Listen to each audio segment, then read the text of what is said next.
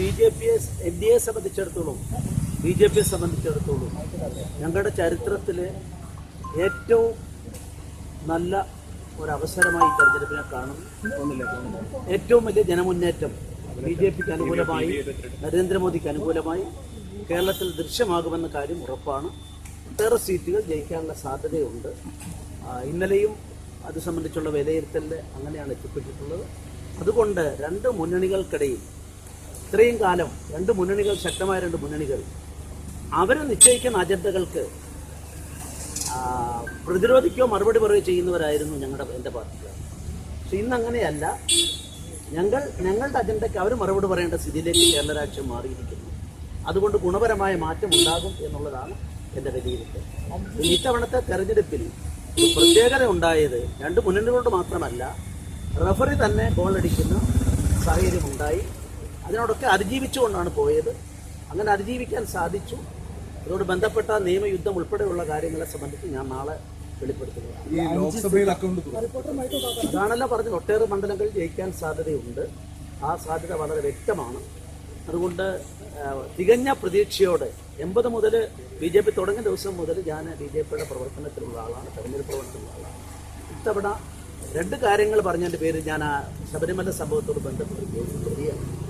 ഒന്ന്, അജണ്ട നിശ്ചയിക്കുന്ന പാർട്ടിയായി BJPക്ക് മാറാൻ സാധിക്കും. രണ്ട്, അസുലഭമായ സന്ദർഭം ആണ് BJPക്ക് സമാഗതമായത്. എൻ്റെ പാർട്ടി പ്രവർത്തകരോട് പറഞ്ഞതിൻ്റെ പേരിലാണ് ഞാൻ കേസിൽ പ്രതിയായത്.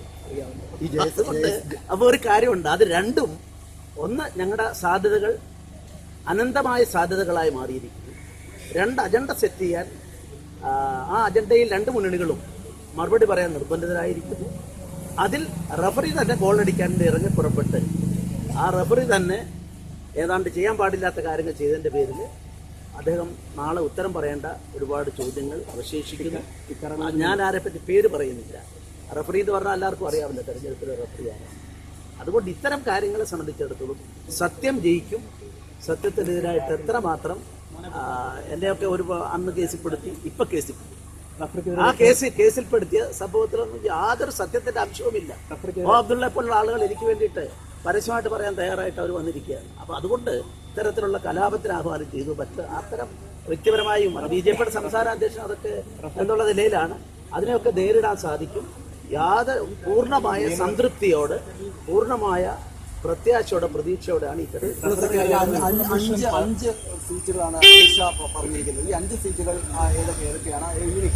അമിത്ഷാ പറഞ്ഞ കാര്യമാണ്. പിന്നെ എന്നോട് അതിനെപ്പറ്റി ഞാൻ മറിക്കും. എന്നോട് മറിച്ചൊരു ചോദ്യം നിങ്ങൾ പ്രതീക്ഷയുടെ അർത്ഥമില്ല. സംസ്ഥാന അധ്യക്ഷന്റെ പ്രതീക്ഷ അല്ല, അങ്ങനെ പ്രതീക്ഷയല്ല. BJPക്ക് ഒരു പ്രതീക്ഷയില്ല.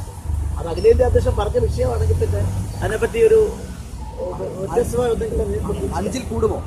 അല്ല, നിങ്ങളെങ്കിലും ദേശീയ അധ്യക്ഷൻ പറഞ്ഞതിന് അപ്പുറത്തേക്ക് ഒരു വിഷയം ഞാൻ പറയാൻ ഒരിക്കലും ഞാൻ തയ്യാറല്ല. അത്തരത്തിലുള്ള പ്രവർത്തനം BJP ജയിക്കാനിടയുള്ള സ്ഥലങ്ങളിൽ ക്രോസ് വോട്ടിംഗ് സാധ്യത. അല്ല, അതിപ്പോൾ ഇതുവരെ രാവിലെ 8 മണി വരെയുള്ള രാത്രിയിലൊന്നും ദൃശ്യമായിട്ടില്ല. അത് ഉച്ചയ്ക്ക് ശേഷമേ പറയാൻ സാധിക്കും. തിരുവനന്തപുരം ഉൾപ്പെടെയുള്ള മണ്ഡലങ്ങളിലേക്ക് അല്ല, അതെന്തെങ്കിലും അങ്ങനെയുള്ള ജനാധിപത്യത്തിൽ അത്തരം കാര്യങ്ങൾ പാടില്ലാത്തതാണ്. പക്ഷേ കേരളത്തിലെ UDFന്റെ ഒരു കാൻഡിഡേറ്റ് തന്നെ പറഞ്ഞിരിക്കുന്നു, ഞാൻ ഒരിക്കലും LDFന് ഒരു വാക്കുപോലും അവർക്കൊരു ഉരിയാടില്ല. അപ്പം മത്സരം NDAയും മറ്റു രണ്ടു കൂട്ടരും ഒന്നിച്ചാണല്ലോ. അത് അവരുടെ ഏറ്റവും പ്രധാനപ്പെട്ട കാൻഡിഡേറ്റ് തന്നെയല്ല പറഞ്ഞത്. ഇടതുപക്ഷത്തിലെ ഒന്നും ഞങ്ങൾ പറയില്ല, വയനാട്ടിലെ കാൻഡിഡേറ്റ് പറഞ്ഞു. അപ്പോൾ പറഞ്ഞപ്പോൾ അത്രത്തോളം അധപ്പതനത്തിൻ്റെ, അപജയത്തിൻ്റെ അടിത്തട്ടിലാണ് അവർ നിൽക്കുന്നത്. ജനാധിപത്യത്തിൻ്റെ അടിസ്ഥാന സങ്കല്പങ്ങളെ ആണ് അവർ വിസ്മരിക്കുന്നത്. ജനങ്ങളുടെ ഇടയിൽ അത് കുഴിച്ചു പോകും.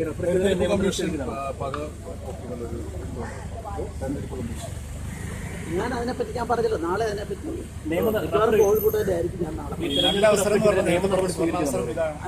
നിയമം എല്ലാവർക്കും ഒരുപോലെയാണ്. ജില്ലകളിലെ റിട്ടേണിംഗ് ഓഫീസർക്കായാലും സംസ്ഥാനത്തെ തെരഞ്ഞെടുപ്പ് സംവിധാനത്തിൻ്റെ ചുമതലക്കാരനായാലും ശ്രീധരൻപിള്ളയ്ക്കായാലും എല്ലാവർക്കും, മാധ്യമ സുഹൃത്തുക്കൾക്കും ആരും നിയമത്തിന് അതീതരല്ല. നിയമവാഴ്ചയിൽ നിയമമാണ് അതീശത്വമുള്ളത്, ഭരണഘടനയ്ക്കാണ് അതീശത്വമുള്ളത്. അതിനപ്പുറത്ത് ഒരു വ്യക്തിക്കും അതീശത്വം ഉണ്ടെന്ന് ഞാൻ കരുതുന്നു.